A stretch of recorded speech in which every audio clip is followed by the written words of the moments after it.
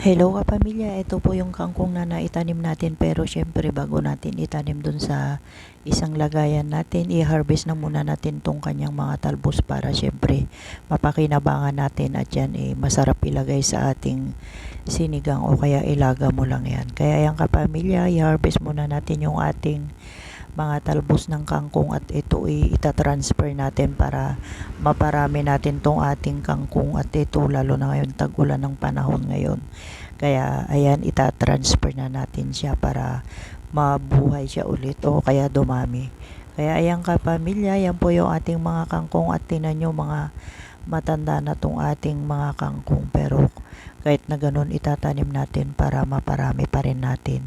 Ayan yung ating kangkong kapamilya. Saka ito mga kapamilya, lagi natin ginagamit ito pagka tayo ay nagluluto, kaya magandang paramihin din ito pagka may ganito tayo, kukuha lang tayo dyan sa paligid pagka naitanim natin.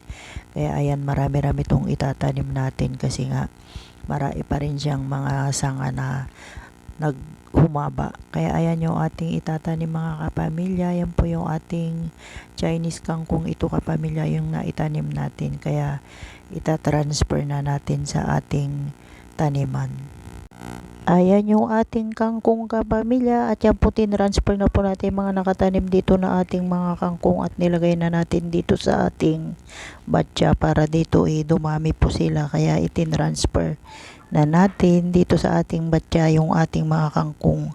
At yan, tingnan nyo, mabilis lang pong kumapal yan pagka ganyan na i-transfer na natin dito sa ating batya at dito mabilis silang dumami pagka ganyan na i-transfer na.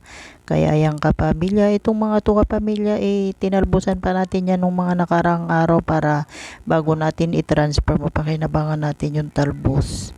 Ito kasi mga kapamilya, napakabilis pakinabangan natin ito pag naitanim natin, napakabilis po nilang magtalbos. Kaya ito nilagay na natin dito para mabilis natin mapakinabangan at yung mga yan magandang maitanim kasi yan pagka nandyan lang sa malapit sa atin meron na tayong mga talbos at hindi na tayo bumibili ng mga ganyan. Kaya ayan, tinanim natin sa ating batya para yan may mga talbos na tayo pagka magluluto tayo. At yan ang ginagawa natin kapamilya, yung mga pananim natin na inilagay dito ay marami tayong naitanim dito. Kaya ayan, dinagdag pa natin tong talbos dito sa ating batya, yung talbos ng ating kangkong. At yan yung mga itinanim natin.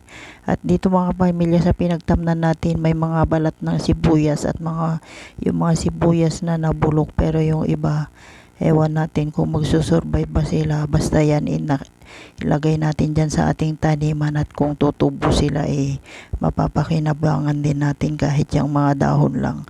Kaya yan yung ating mga sibuyas. Yan po yung mga pinagbalatan sa yung mga nabulok na sibuyas natin, kaya dyan natin nilagay para mapakinabangan natin. Ginawa nating pataba dito sa ating taniman at dito sa buong batya na to marami yung mga maliliit na sibuyas na naitanim dyan sa loob niyan. Kahalo niyan yung ating mga mixing soil na may mga balat ng itlog, balat ng sibuyas, yung mga bulok na sibuyas, saka yung mga karton, saka yung mga dahon-dahon. Yan yung nilagay natin sa ilalim ng ating taniman na batya. Kaya ayan yung ating mga tanim na kangkong kapamilya. At syempre may pataba na sila habang sila'y lumalaki at nilagyan natin sa ilalim. Ayan po yung tanim na ito yung mga tanim nating talong mga kapamilya, pero tatanggalan natin din ng mga dahon ito. At tingnan nyo naman ang kapal na ng dahon ng ating mga pananim. Kaya tinatanggalan natin ng mga dahon. Ayan kapamilya, may mga nakatirang mga aphids o kaya yung powdery mildew. Yun yung mga sakit po ng ating mga pananim pagka ganyan nag-uulan.